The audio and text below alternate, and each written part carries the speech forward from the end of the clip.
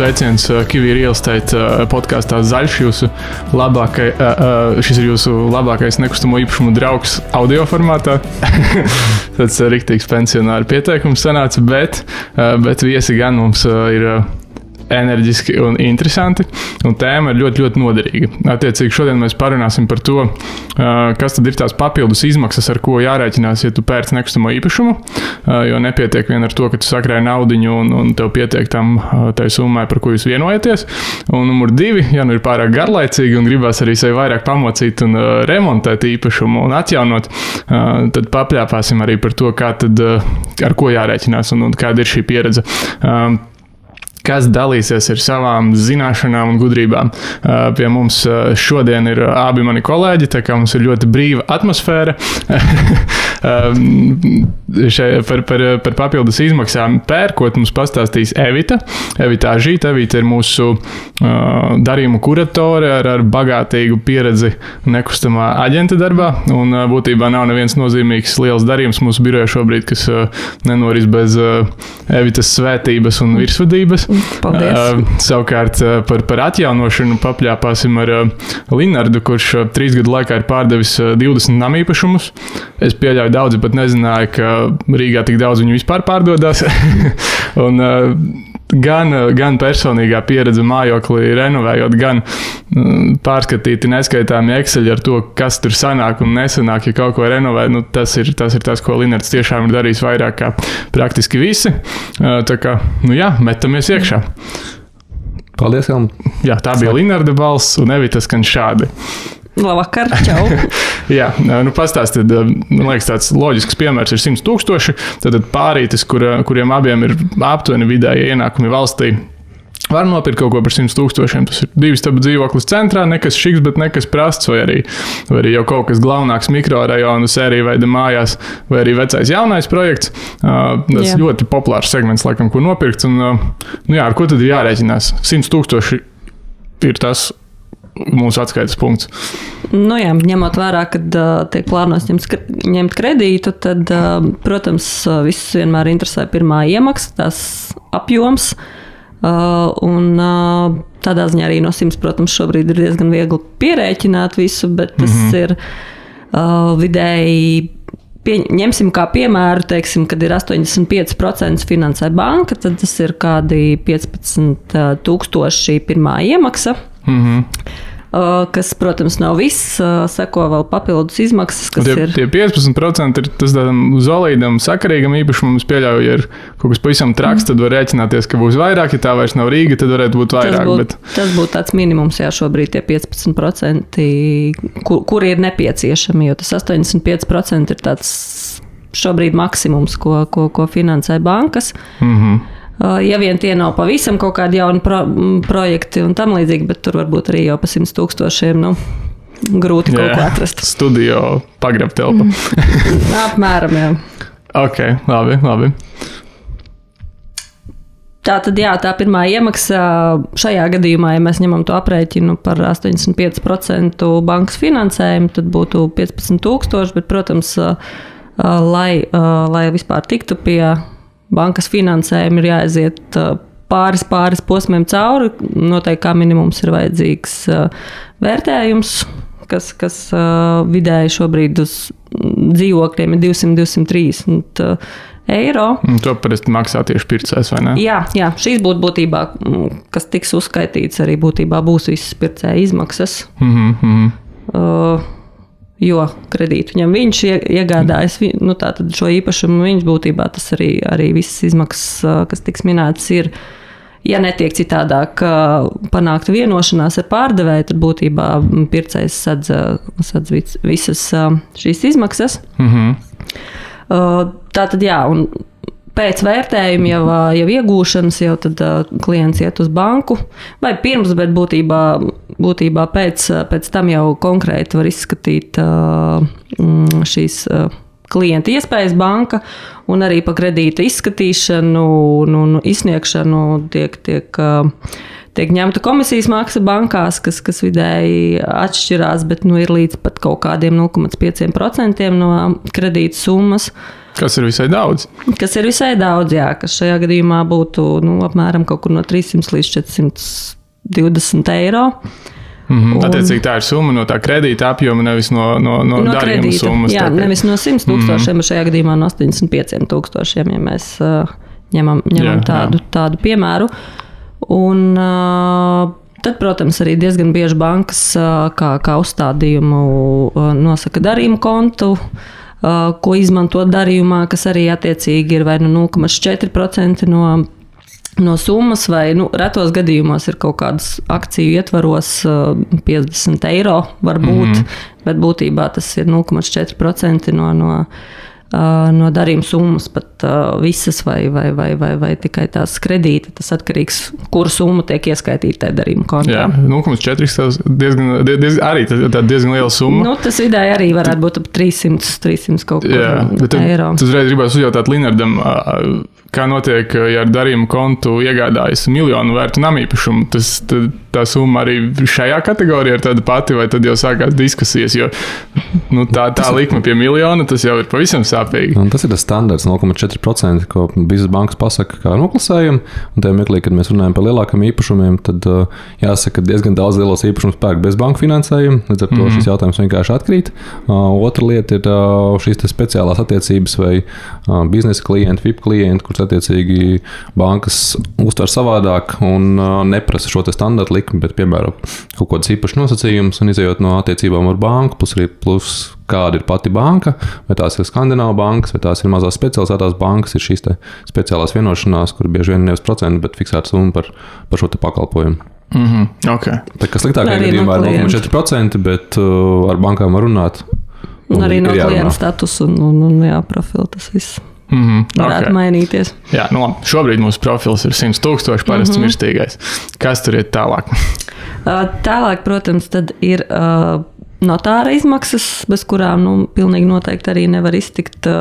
Tātad tas ir ne tikai par pašu, teiksim, tā jaunā īpašnieka reģistrēšanu zemes grāmatā dokuments, bet arī par hipotēkas reģistrēšanu nostiprinājumu lūgums ir jāsagatavo pie notāra.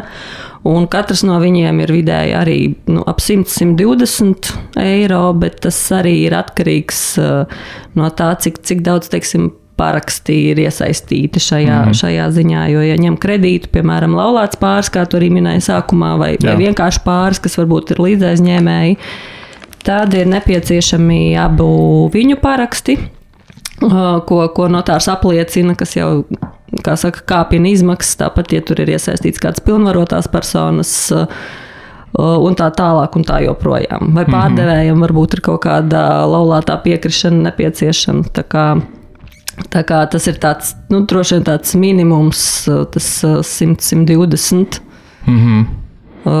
par vienu šo dokumentu, tad vidēji 200–250 kopā pie notāra. Tas būtu izmaksas. Būtu tas produkts, ko mēs pērkam no notāra, ir nostiprinājuma lūgums. Un papildus izmaksas ir šajā gadījumā 2 un vēl papildus izmaksas potenciālās, ja ir ekstra paraksti. Jā, tad tās izmaksas tikai aug visdrīzāk. Okay. Vēl kaut kas uzaugs, vai jau liekamies mierā? Būtībā tagad seko tikai pats lielākais, kas ir zemes grāmatā maksājumās valsts nodevas, valsts un kancelējas nodevas. Valsts nodeva būtībā ir pats apjomīgākais maksājums, droši vien pēc pašas pirmās iemaksas, jo tas ir 1,5% no pirkuma summas vai kadastrālās vērtības, ja tā ir augstāka, bet parasti visos darījumos, 95% tomēr tā pārdošanas summa ir augstāka nekā kadastrālā vērtība, un šajā gadījumā tas būtu no 100 000 1,5%, tas ir 1500 eiro. Ir tikai valsts nodeva pa īpašumu tiesību reģistrēšanu. Tas neiet tevā īpašuma vērtībā vai tam līdzīgi, tas vienkārši aiziet valstī. Tā ir nodeva, jā. Patriotiska iemaksa valstī par to, ka tu esi nopircis savu mājokli. Jā. Bet valsts motivē, respektīvi jaunajām ģimenēm ar 3 bērniem vai vairāk, šī likme 0,5%, tā kā viss iespējas. Atlikt īpašumu iegādi uz laiku, kad ģimene ir kuplāka, līdz tam izīrēt kaut ko un skatīties tam lietam savādāk, jo arī banku finansējums tad ir pieejamāks, protams, pretī ienākumiem ir jāskatās, bet visādi citādi ir vairākas atvieglojuma pozīcijas, kuras ir vērts papētīt arī, ja pircējs ir radinieks, tad attiecīgi arī šīs te valsts nodevas ir mazākas un ir vērts papētīt, parunāt ar profesionāļiem, no kompānijām, kas ieteiks labākos risinājumus. Par altuma programmu noteikti arī bankās vairāk un precīzāk pastāstīs, un es domāju, ka noteikti arī piedāvās, ja kaut kādā opcija klientam pastāv. Tur atkal vienkārši tik daudz, man liekas, tās nianses, kas mainās arī gan, protams, pirmo iemaksu, tātad var pirmās iemaksas kaut kādu daļai kompensāciju var iegūt no valsts arī proporcionāli tur bērnu skaitam un tāpat tālāk, jā, Linārds minēja, ka šīs nodevas ir krietni samazinātas vai piemēram, pa hipotēkas reģistrēšanu vispār nav jāmaksā, ja? Ja mēs neskatāmies šo automu gadījumu, tad tas ir 0,1% no kredīta summas, kas šajā gadījumā būtu 85. Attiecīgi mēs reģistrējam īpašumtiesības, un tālāk, mēs reģistrējam arī hipotēku. Jā. Tas nozīmē, par to tam atkal ir par to ir, jā, šis 0,1% no kredīta, no aizņēmuma summas, tātad tas būtu 85 eiro. Nu, un vēl ir kancelēs nodevas par pašu šo, par divas sanākiem, par gan īpašumtiesību reģistrēšanu, gan arī hipotēkas reģistrēšanu, kas ir tāds nemainīgs cipars, tas ir 15 par katru reģistrāciju, ja tā var teikt. Un ja vēl gribās drukāt īpašumu tiesībām, attiecīgi vēl 7 eiro, ja nemaldos. 8, manuprāt, šobrīd 8, bet tas ir, jau tiešām esot ļoti, ļoti rets gadījums, cik es arī ar kolēģiem parunāju, kad papīra formātā šo. Jo fiziskās personas viņu var izdrukāt internetā, zemesgrāmatu LV, juridiskām personām gan šāds bonus nav, līdz ar to tur ir jāmaksā jebkurā gadījumā. Attiecīgi, ja tev pieder īpašums, tu ieej zemesgrāmatu LV, tu vari dabūt zemesgrāmatu par velti. Jā, tieši tā. Fiziska persona. Jā, un arī laikam arī jāpiemina, ja tu pērc īpašumu un tu gribi pārbaudīt, vai tiešām tas cilvēks ir īpašnieks, un vai tur nav brīnumu, nevajag ticēt tam papīram, ko tev parāda, bet pie darījuma laikam jāpaņem elektronisks izraksts un jāpaskatās, vai tiešām šodien tā ir tā situācija, nevis tev rāda kaut kā 30 gadus vecu zemesgrāmatas izrakstu. Nu, tas ir arī varbūt viens no iemesliem, kāpēc būtībā tai papīra izdruka vēl ir skaidrs, bet bija pašas apliecības, ka varēja saņemt ar zīmogiem no tiesnešiem un tam līdzību, ka tam vairs droši vien nav pamatotas jēgas, jo jā, tā situācija būtībā ar īpašumu var mainīties katru dienu. Nākamā dienā īpašnieks viņu var vai ieķīlāt, vai tiešām pārdot kādam jau, bet šodien viņš rāda vēl zemes grāmatu jums, ka ir īpašnieks, kas jau vairs nav aktuāli, teiksim, nākamā dienā. Tā kā. Un būtiski arī tas, ka ja kāds mēģina apgrūtināt īpašumu pēdējā mirklī, vai pārdot, vai kādu citu lietu izdarīt, tad paņemot zemes grāmatu, kur nav redzamas veiktās izmaiņas, tad parādās, kad plānojās veikt šīs izmaiņas, respektīvi ir iesniegts nostiprinājuma lūgums uz kaut kādu konkrētu darbību. Līdz ar to var redzēt, ka kaut kas tur varētu mainīties, tāpēc vēl jau vairāk šī dubultā drošība ir pārbaudīt elektroniski vispirms pirkuma līguma parakstīšanas, noteikti būtu rekomendācija.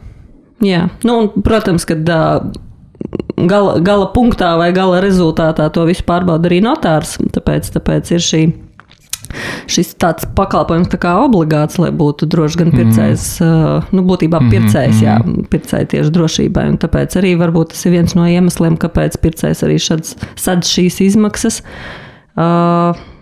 kā ir ierasts, jā. Tas ir pie nosacījumi, ja teiksim, pirkuma līguma parakstam pie notāra, vienlaicīgi nostiprinājuma lūguma, tad ir vienkāršāk. Ja tas ir kaut kāds pirkuma līgums atliktiem nosacījumiem, kuri tad iestājās kaut kādā tālākā termiņā, tad šis risks palielinās, ka kaut kas varētu būt mainījies, bet praksē tā nav tirgus standarts un tā nevajadzētu būt, bet tā teikt, dubults neplīst un ir noteikti vērts sev pasargāt no šādiem pārsteigumiem, ja gadījumā kaut kas ir noticis. Jā, sevišķi ir dažādos teiksim, datumos vēl pirms tam kaut vai pirms paraksta pirkuma līguma, jo bieži vien paraksta pirkuma līguma neskaita summas un tad tikai iet pie notāra kaut kad vēl vēlāk.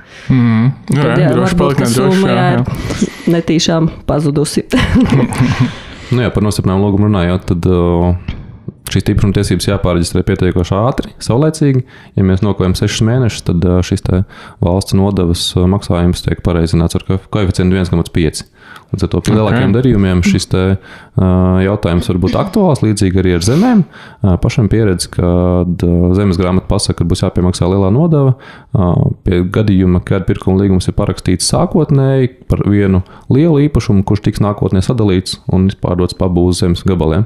Līdz ar to bija diskusija ar zemes grāmatu par to, ka fiziski šis process nav izdarāms un kad šeit nebūtu jāpiemēro šis koeficients. Līdz ar to jābūt uzmanīgam, rūpīgam un jāprasa, kā jau minēja, profesionāļu palīdzību šajā jautājumā.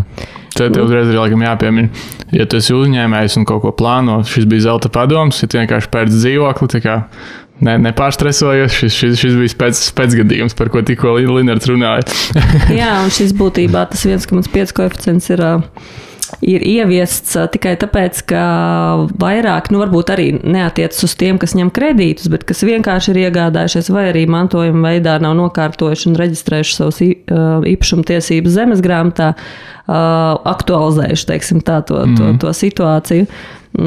Tieši daļa tā kā, lai veicinātu cilvēkus sakārtot, laicīgi dokumentus, nevis tā kā vilkt līdz pēdējiem, jo, protams, arī, kā mēs te runājām, tātad, lai kaut ko reģistrētu un mainītu zemes grāmatā, ir jāmaksā nodevas, no kā cilvēki arī cenšas izvairīties, ja viņiem nav kaut kāda tieša vajadzība reģistrēt tās savas īpašumtiesības. Tā arī, laikam, var pieminēt, ka tā 1,5% nodeva, kas iepriekš bija 2%, privātpersonu pērk īpašumu, tas arī bieži vien ir iemesls, kāpēc kāds mēģina sarunāt, ka, vai maksājam daļu skaidrās naudās, lai mazāka valsts nodeva. Un tad šis bija tāds motivators daudzos darījumos, kad izmantot skaidro naudu, un līdz ar to, ja izmanto skaidru naudu, tas ir super nepasargāts. Tā ir liela naudas summa, kas ir ārpus līguma, un tas ir tāds labāk samaksāt to valsts nodevu pilnā apmērā, nevis riskē ar tik lielām summām. Pēc tam nākotnē arī potenciālais kapitāla pieauguma nodoklis. Ja tieši tā, ja tu pārdod īpašumu, tad no peļņas tev būs jāmaksā 20%.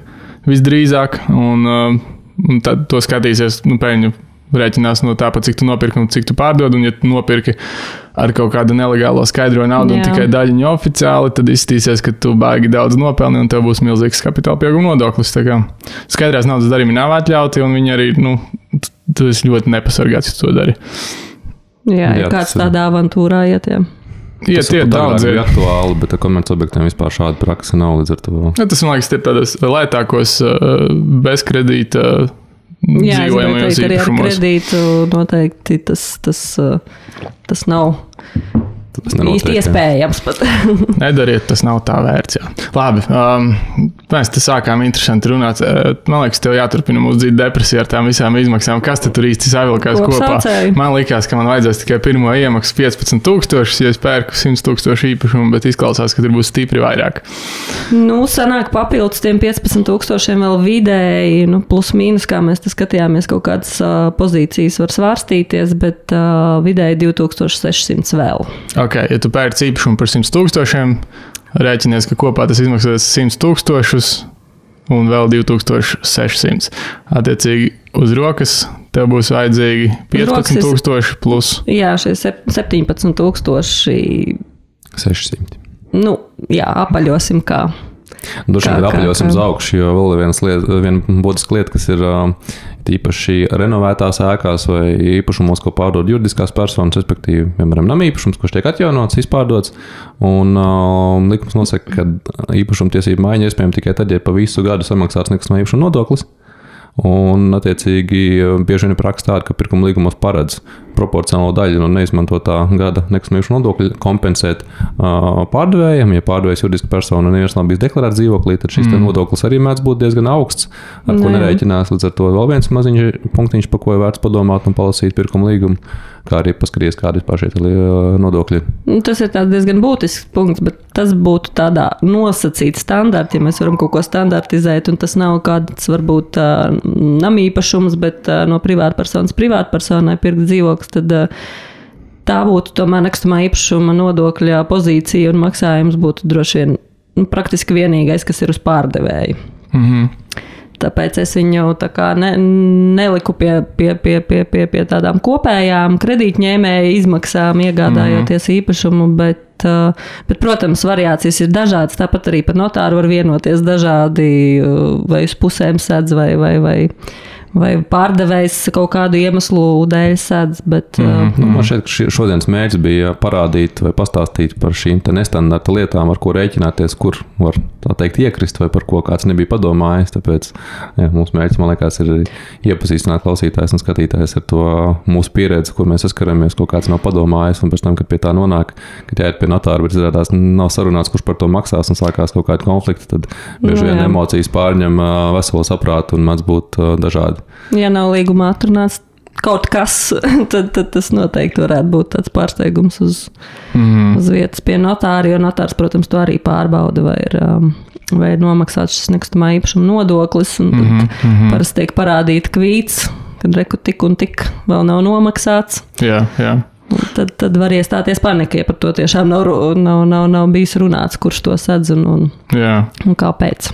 Jā, un rekā mēs nonācām līdz tam, ka pēc 100,000 vajadzēs pirmo iemaksu un vēl, būtībā, lai justos droši, lai iet visi 3,000 uz rokas. Jā.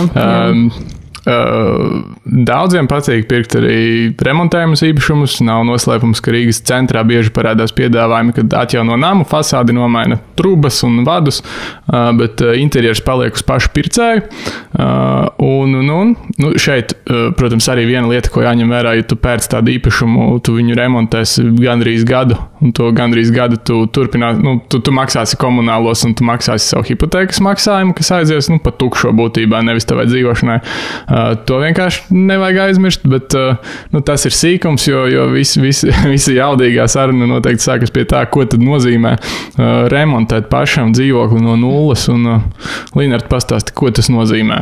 Jo tā būtībā, man liekas, daudziem tas ir sapnis, daudz to nav darījuši, un iedomājas par to, tu pasties SSA, un ir pilns ar neglītiem interjeriem, un saproti, cik lētāk ir nopirkt neremontēt, un es uztaisīšu visu pa smuko, un gan jau es izdarīšu lētāk, es jau nepirkšu pa dārgo, un ko tas viss nozīmē? Kā tas viss notiek pa īstam? Vienkārši mēs ieejam Pinterestā, paskatāmies skaistas bildītes un dažādas vizualizācijas, kā izskatās pasaulē skaistākie dzīvokļi vai īpašumi, un secinām, ka jā, tieši tā arī mēs gribam. Paskatāmies mūsu sapņu dzīvokli, kur mēs esam noskatījuši, un tikai mēs tagad krāsosim un darīsim. Ja tas ir interjers, tad īstenībā tā situācija daudz vienkāršāka, bet tas ir pilnībā pārbūvējams dzīvoklis, teiksim, plānojums, kas neatbilst mūsdienu prasībām, kurš ir jāpārtaisa atbilstoši tam, kā mēs to šobrīd redzam, tad tā situācija daudz sarežģītāka. Pirmais, kas ir, tad jārēķinās, ka viss tas, kas atrodas šajā īpašumā, būs jāutilizē. Līdz ar to, ja tās ir mēbeles, ja tās ir elektropreces, kuras ir iespējams nodot bez maksas, bet jebkurā gadījumā, ja tas ir 5. stāvs bez lifta, kādam tas viss ir jādabūna lejā, kādam tas viss ir jāaiziet projām. Nākamais, kad mēs esam atbrīvojušies no visām lietām, kas ir īpašumā iekšā un veicam pārbūvi, tad tie ir būgruži. Arī par tiem ir jāmaksā, respektīvi. Nākamais, kur mēs noliksim konteineru, kurā mēs šo te visu ieliksim iekšā. Mēs pa logu laukām mēs neko nedrīkstam. Tāds nenotiek, līdz ar to vajag maisus, kā to visu nones lejā. Un, protams, vienmēr kādam ir kāds draugs, kurš ir gatavs haltūras kārtā, ja to tā var nosaukt, palīdzēt kaut ko izdarīt, bet meklī, kad saskarā pēc ir kāpņu telpas sienas ar buguržiem un tādām lietām, tad kaimiņi nav priecīgi un ir radušies vēl papildus izdevumi. Tāpēc pirms mēs kaut kādu lēmumu pieņemam par kaut kādām tālākām darbībām, noteikti ir vērts to visu paskatīties no malas. Vēl viena lieta, kas ir jāņem vērā, pirms mēs vispār kaut ko pērkam, ja tas ir renovēts namīpašums, tad jāsaprot, kāda šī renovācija. Tā teikt, daudz sauc savus īpašumus par renovētiem, bet ne visi to izdarījuši tā, kā tam būtu jābūt. Proti, bieži vien ir kaut kādi skursteņi, kurus no ielas neredz, kur varbūt ir jāsakārto, un kur nav izdarīti jumti, kur ir nosacīti piekrāsot, bet varbūt kaut kas tek viņiem. Problēmas klasiskās Rīgas centra namīpašumiem, šīs te kanalizācijas sistēmas pie lielajām lietām, kad viņas nāk pretī, un bieži vien ir tā, ka tiek izdarīts tas minimums, teiksim, logi, fasādi, kāpņu telpa, komunikācijas, teiksim, jauns stāvodi, jauns ūdens, kanalizācija, elektrība, bet tagad, ja mēs skatāmies, kas tajā ezītī tur ir iekšā puncītī, tad mēs saprotam, ka ir vēl dažas citas lietas, par kurām nevienmēr kāds ir padomājis, un attiecīgi tad šīs ir tās lietas, kuras arī ārpus tās tāmes, ko izveidojot dzīvokļa remontam, nāksies sēkt. Un, jā, šis gada periods varbūt ir pietiekoši garš. Noteikti, ka dzīvokli var izremontēt daudz ātrāk, bet jāņem vērā arī, ka ne tikai komunālajai jāmaksā par šo laiku, jāskatās, kāds ir apsaimniekošanas līgums. Jo, piemērs ir dzīves, atnāk rēķins par 160 eiro par salīdzinoši nelielu dzīvokli Rīgas centrā renovētā ēkā. Un visam liekas, ok, tā tad apkurs sezona ir klāta. Apkurs sildi savus būgrežus. Pozīcijas izmaksas tajā visā ir 30 eiro tikai. Ko mēs secinām, lielākā daļa ir, piemēram, jumta tīrīšana no sniega. Šis te mazās izmaksas, kas, tā teikt, pērkot īpašumu par maksimālo šo te bankas finansējumu apjomu, mēģinot pievilkties klāt ar šiem te ienākumiem pie tā minimuma, kas ir jāsamaksā, es teiktu, diezgan riskanti, un noteikti ir jāpadomā arī par to, ka neskatoties to, vai tas dzīvoklis ir pilnīgi jauns, vai viņš ir jāremontē vēl, jebkurā gadījumā ir šī te iedzīve, kas ir nepieciešama, lai fiziski tur atrastos. Leduskapis, divāns, varbūt kādam televizors, gulta un tādas lietas, kas arī kaut ko maksā, ka to ir tās pašas arī virtuves lietas. Šīs te visas mazās lietiņas ir, tā teikt, ja mēs ejam uz jaunu foršu īpašumu, visticamāk, tu negribēs ņemt līdzi vecās no savas, vai arī, ja, teiksim, tīrē īpašumu, kurā tas viss jau ir un tev nekas pašam nepiedara, tad par to ir vērts padomāt. Bet tas jau ir pie beigām, noteikti, kad līdz tam vēl jānonāk. Jā, te laikam arī var piebilst, mēs iepriekš runājām ar Evicu, kā mēs ņemam kredītu. Mēs varam ņemt kredītu arī renovēšanai. Attiecīgi, tu pēc remontējuma dzīvokli, tā secība no paša sākuma ir tāda, ka tev tam dzīvoklim arī jāuztaisa tāme. Un tad tiek izdomāta, kāda ir vērtība tagad tam šrotam un kāda būs vērtība, kad viņš būs gatavs. Līdz ar to tur vēl arī nāks nākotnes vērtība. Jā, un tad, kad tas būs gatavs, tev būs jāpasauc vērtētājs un vēlreiz pīstam jānovērtē, ka tas viss būs gatavs un banka tev uzliek pienākumu konkrētā laikā pabeigt to projektu. Tā kā, Pirmkārt, banka uzliek pienākumu pabeigt, otrkārt, jārēķinās to, ka arī to tāmu kāds gribēs izskatīt, arī par to ir jāsamaksā bankai visticamāk. Projekta laikā noteikti ieradīsies arī. Cik tādi tāmi maksā? To jau parasti runā ar to būvnieku, kas arī tev to visu darīs. Viņš to par velti uztaisīs. Kurš viņu uztaisīs, tas ir būvnieks, visticamāk, jā, viņš sāk, teiksim, piedāvājot savu pakalpojumu, pasaka, tas maksās tik. Protams, ka tur ir daudz un dažādas pozīcijas, tīpaši pie rekonstrukcijas, kuras tu nevar uzreiz paredzēt, bet galvenās līnijas tās būs. Attiecīgi, noteikti, ka vajadzētu vismaz 10% neplānots izdevums. Es teiktu, ka vairāk, bet, ja ir mazāk, tad tas kaut kā jau liekas nedaudz aizdomīgi. 10% attiecīgi tu pērc dzīvokli par 100,000 plus tu remontē viņu par kaut cik, bet no 10,000 būtībā. 10,000 no tāmas izmaksām. No tāmas, jā. No tāmas izmaksām. Tad nevajag tik traki daudz. Ļoti dažādi ir, ko mēs darām. Piemēram, mēs nopērkam renovētā ēkā, kurā nekas nav darīts. Dzīvoklis ir tāds, kāds viņš 70. gados ir bijis pēdējoreiz remontēts. Tad jārēķinās to, ka droši vien, kad arī būs kaut kādas sijas sēdušās, kas ir dabiski koku materiāli, vienkārši nosēžās. Līdz ar to viņi būs jālīdzina. Es uz to aicinātu skatīties tā, ka, piemēram, kad es gatavojos ceļojumiem, parasti pēdējā dienā kārtojot somas, vienkārši paskatos uz sevi no apakšu uz augšu un sāk domāt, tad pirmais ir uz kājas stāv, un šajā gadījumā nevis apava, bet grīda, bet jāpaskatās arī zemāk, kas zem šīs grīdas ir. Tas, laikam, daudziem vislielākais un sāpīgākais pārsteigums. Jo mēs būtu tā, kad ir grīda fantastiskā stāvoklī, atliek tikai noslīpēt padomju laika 7 krāsas kārtas un iegūstas fantastiskus dēļus apakšā, bet visbiežāk tā situācija tāda, kad grīdas ir slīpas, viņas ir sēdušās kaut kur, ir īpaši problemātiskas vietas ir ap šiem sanmezgliem, kur ir bijis nepārtraukts mitrums, un līdz ar to augsta iespēja, ka varētu būt vispār kāds no pārsegumiem. Padomju mājās ir jāņem vērā, nevis padomju, bet pirms kur mājās tās toaletes un dušas vietas drīzāk ir daudzas reizes mainītas un ieliktas neskā, un tur kondensāts veidojies, trubas varbūt ir pilājušas 40 gadus, un kas tur var notikt? Bet situācija varbūt vienas mājas, vienas stāvu ietvaros kardināli pretēji. Es pats vienā īpašumā neticēju, ka tiešām viss ir kārtībā, gāja un reāli arī ar ielēnu bakstītajās pārsadzēs un secināju, ka viss ir kārtībā. Stāv augstāk problēma, stāv zemāk problēma, tāpēc tas ir kaut kas tāds, ko tu arī pērkot īpašumu īsti pat nevar arī uzreiz noteikt, kamēr tu neesi noņēmis to veco grīdu nost, utilizējis viņu, un tad saprats, ka ir kaut kas jādara vairāk vai nav. Līdz ar to, tad pirmais ir demontāža, utilizācija, tad sākam likt atpakaļ to pīrāgu pa virsu. Un šeit ļoti būtiski ir, kārtīgi šo visu pārdomāt no paša sākuma, saprotot, kāds būs grīdas materiāls un ne tikai, jo ir dažādi šie varianti, kā mēs kaut ko risinam, un ja mēs neesam līdz galam izdomājuši, uzliekam kaut kādus šos te OSB uz grīdas, un pēc tam sakam, ka mēs šeit gribēsim flīzes, tad skaidrs, ka šīs flīzes pēc pusgada jau būs nost nonākuši, jo šis materiāls vienkārši viņš deformējās, viņam jābūt ir monolīts stingram, lai tās flīzes noturētu. Tāpēc ārkārtīgi svarīgi ar arhitektiem arī parunāt, arhitekti arī kaut ko maksā. Projekts jāzīmē, telpu pārplānošana. Labā ziņa ir, ka šī te apliecinājuma kartes vairs nav, ir jauna kārtība, atvieglot šīm te mazajām pārbūvēm.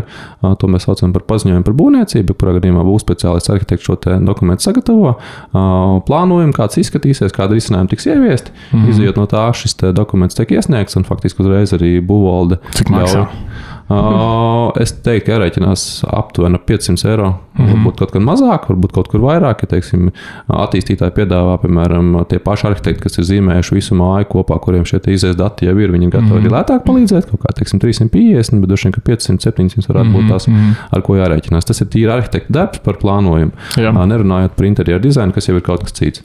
Nākamais iesniedzam būvvaldē. Apstiprina, pabeidzam remonta darbus. Nākamais ir valsts zemes dienests, atkal savi 110 eiro tikai par administrācijas lietas aktualizēšanu.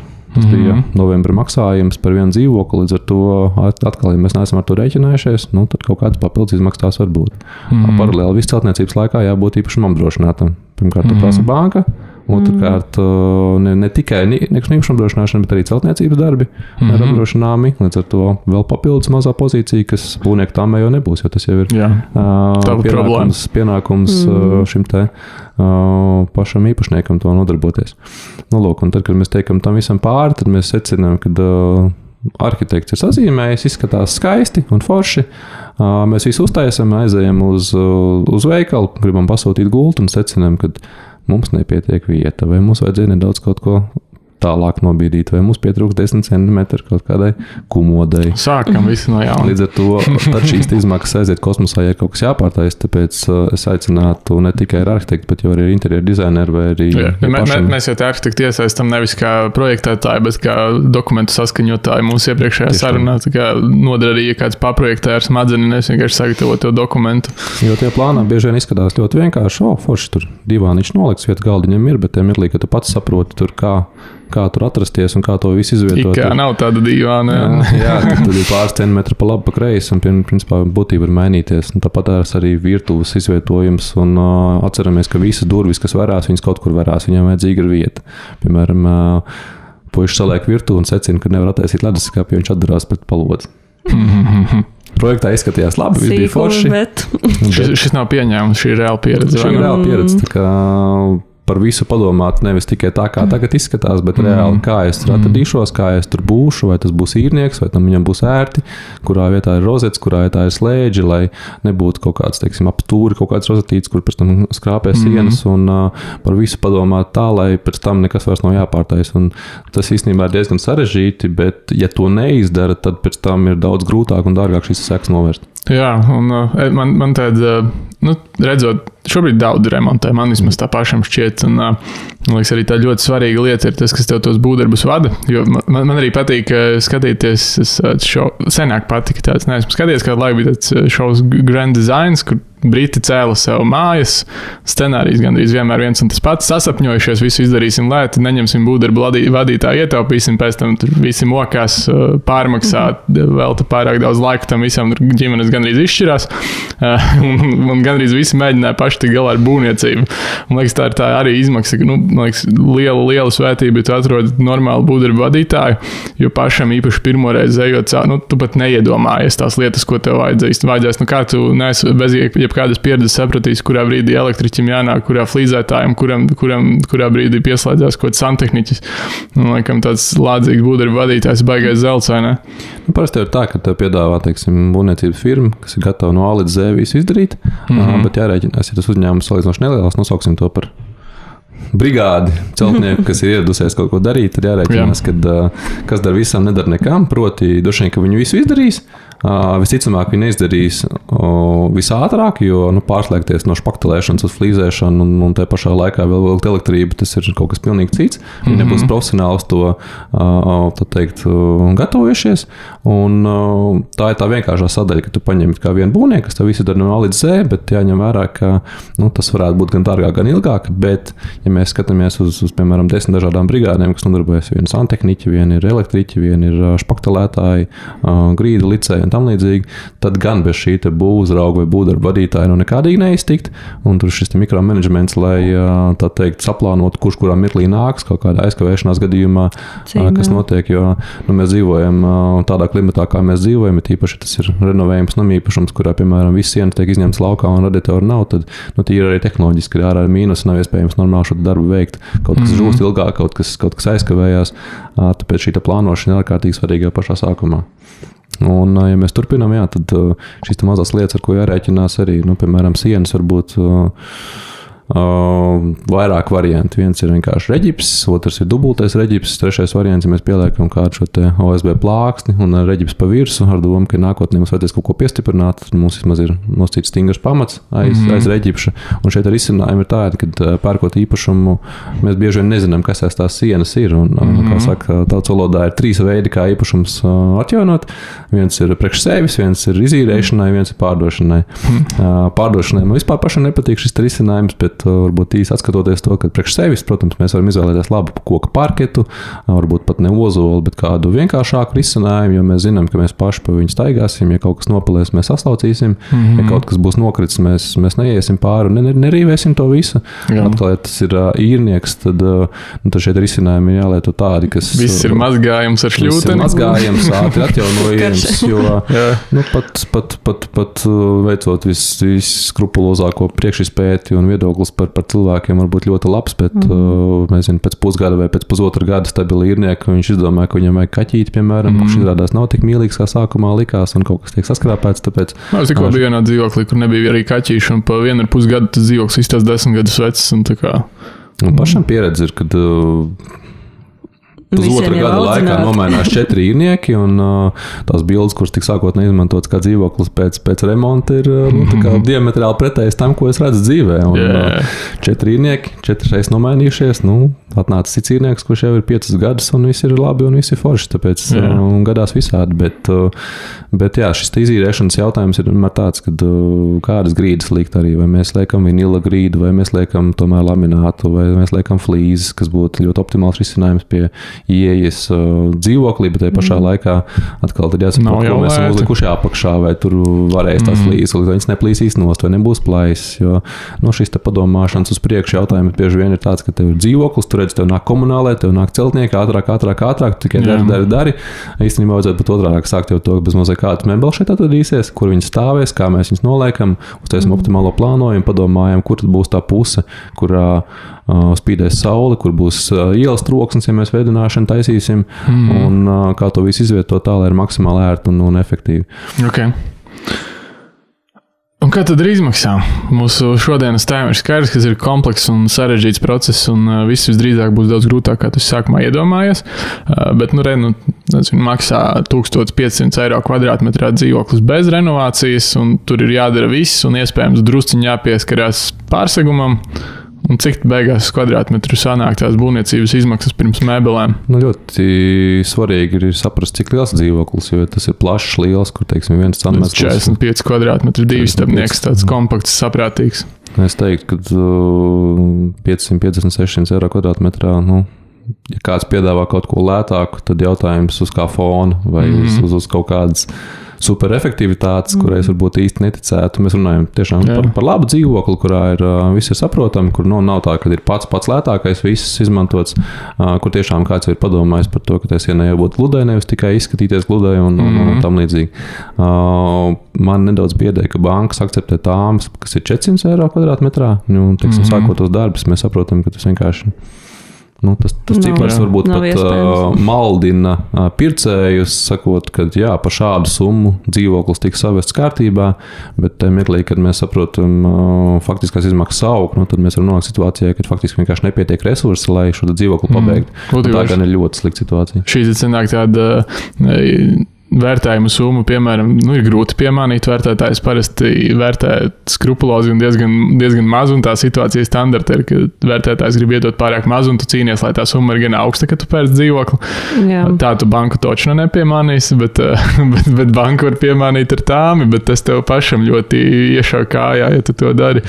Jā, tev ir tāmi, tev liekas, tev 400-500 eiro kvadrātmetrā ieplānot, viss ir kārtībā. Jā, pēc mēneša tev zvana un saka, ka vajadzēs vairāk. Bet skaties, kas notiek tālāk. Pirmkārt, šis komunāla pakalpojuma izmaksas, ja mēs runājam par gadu, jebkurā gadījumā tas būs kaut kāds cipars, ar ko jārēķinās, lai to īpašumu uzturētu.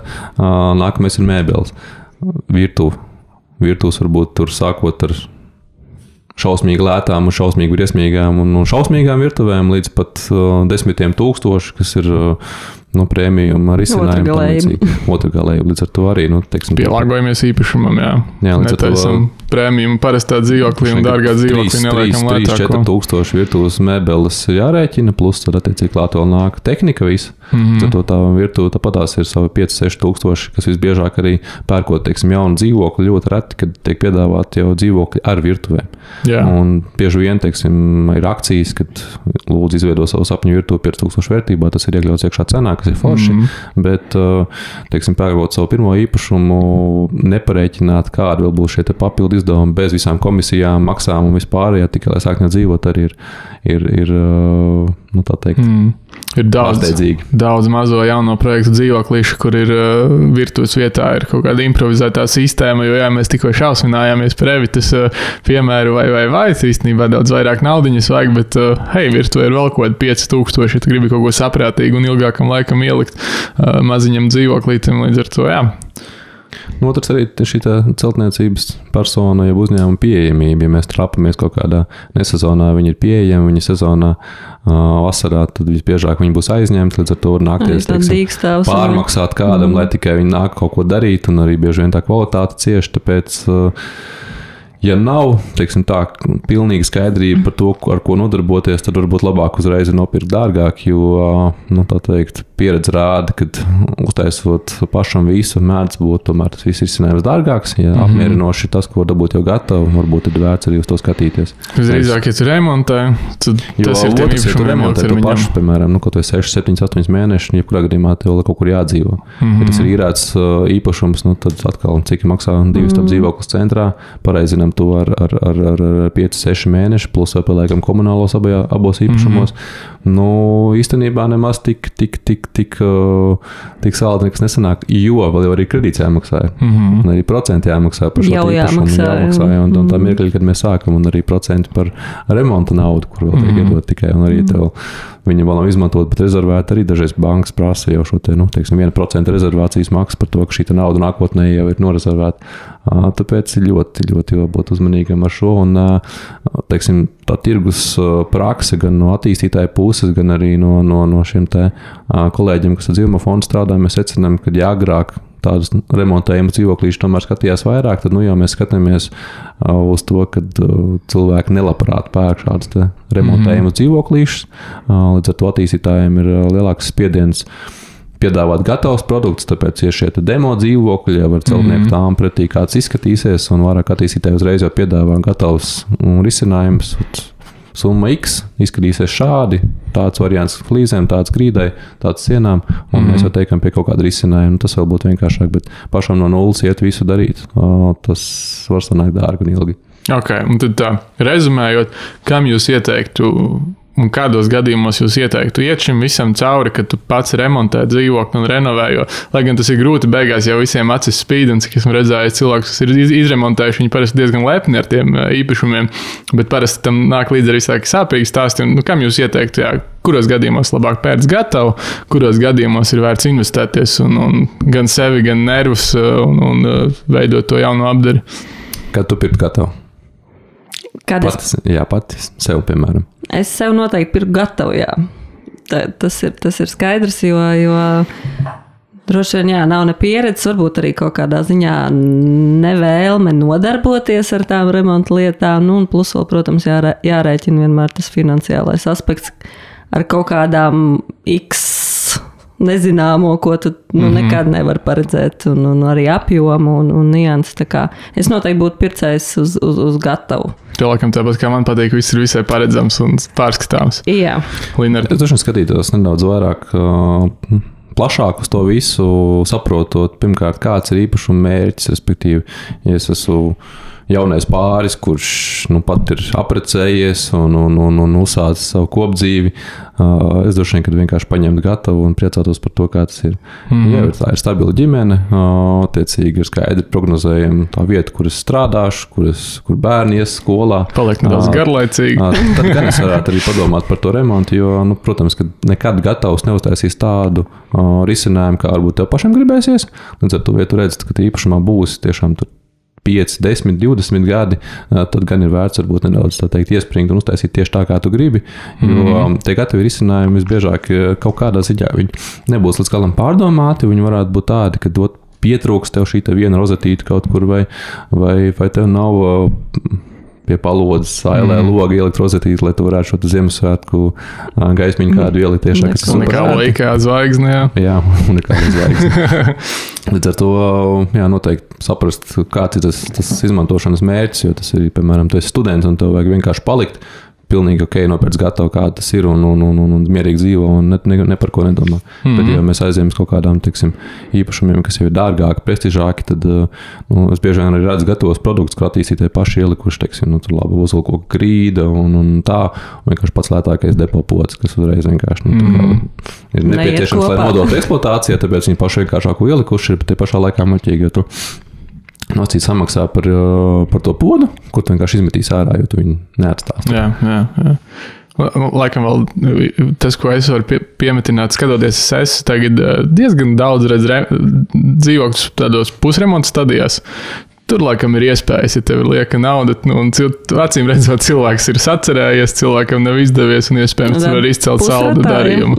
Jā, jo kādam bija ambīcijas, bet neizdevās, un viņam ļoti ātri jāatbrīvojas no šīs nastas. Jāsaprot jau arī īpašums, kur viņš atrodas un kāda ir pārējā māja. Droši vien, kad pašam taisīt kvalitīvu remontu, tiešām tur ar ozolkoka grīdām un tādām lietām. Pirmajā stāvā Krāslavas ielā, piedod Krāslavas ielas iedzīvotāji. Es droši vien, ka neuzskatu, ka tas būtu racionāli. Priekš sevis visam mūžam. Mēs redzam taču tie piemēri ar Sačī flīzēm, purciem, serijveidu projektos un tam līdzīgi. Tad šīs investīcijas jāsaprot, ka viens ir kaut kas viņas izmantos, un otrs ir, ja tev nākotnē šo īpašumu vairs nevajadzēs, vai tu kaut daļu no tā varēsi atpelnīt, jo mūžīgais arguments, kāpēc cena ir tāda, tāpēc, ka es tik daudz ieguldīju un gribu apakaļ dabūt to, ko es... Jā, tas nestrādā uz pircējiem. Jā, pircējiem ir tas, ko viņš iegūst, nevis tas, ko tas ir zaudējis. Un nolietojis. Jā, ok. Daudz labu, prātīgu padomu. Vai ir vēl kaut kas mūsu klausītājiem, potenciāliem īpašumu pircējiem būtu jāzina, vai arī mēs varam likt šai sarunai punktu? Punktu mēs neliksim, jo droši vien, ka tur varētu daudz un dikti par to runāt, bet tāds aicinājums varbūt padomāt kritiski par lietām, aprunāties ar kādu, kas tam ir gājis relatīvi nesen cauri, saprast, vai tik tiešām tas ir tā vērts, vai tas ir tas, ar ko es gribu nodarboties, vai ģimene ir gatava tam, kad vakaros es nezinu, špaktelēšu sienas vai krāsošu kaut ko un darīšu, jo arī tas, teiksim, ja ir pamatdarbs un vēl paralēli kaut kas cits ir jādara, tad ir ļoti grūti kaut ko saprotamos termiņos paveikt uz priekšu. Dzīvot īpašumā, kas tiek remontēts, ir ārkārtīgi grūti, putekļi, netīrumi, viss pārējais, tāpēc... Tā ir tāda ilūzija, ko labāk nevajag pašam izmēģināt. Savu veidu romantika tā, protams, ir. Jautājums... Līdz konkrētam vecumam. Līdz kādam brīdim, jā. Okay. Jā, ja pār gan... neremontējamu vai precīzāk sakot dzīvokli, kuru varbūt nevajag remontēt vai nav plānots remontēt, tad es varbūt nedaudz vēl ātri gribu pieskarties tam vērtējuma lietai, ka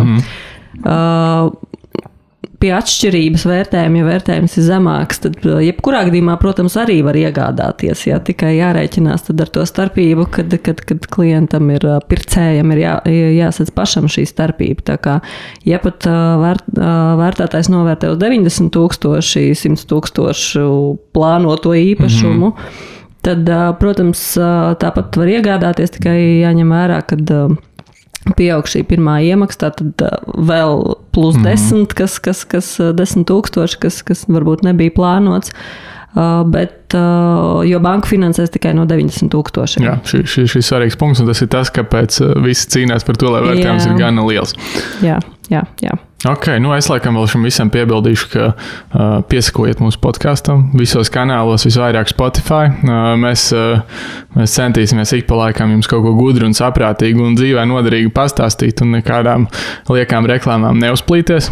Bet, ja jūs atļausiet, tad droši varat ieiet Kiwi mājaslapā, paskatīties mūsu īpašumu katalogu, gan dzīvojamos, gan komerc. Plašs katalogs ar nopērkamiem un iznomājumiem un izīrējumiem īpašumiem. Ja jūs gribat strādāt par nekustamo īpašumu aģentu un līdzināties Linardam vai Evitai, sadaļā vakances var pieteikties.